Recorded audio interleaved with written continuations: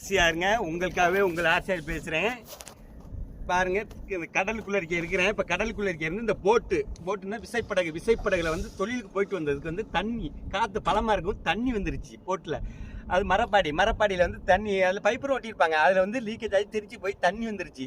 தண்ணி வரும். அண்ணன் பாஸ்கர் அவங்க போட்டுக்கு வந்து இன்னைக்கு உங்கள் ஆர்சியாரை வேலைக்கு கூப்பிட்டு வந்தாங்க. தண்ணி வருதுன்னு சொன்னாங்க. அது முழுவி அடைக்க வந்திருக்கேங்க.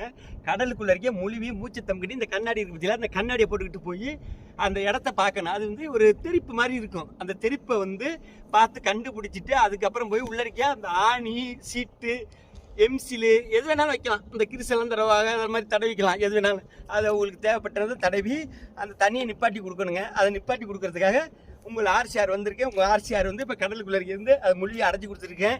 பாருங்கள், இது ஒரு மூச்சு தம் கட்டி வேலை பார்க்கக்கூடிய தொழில்.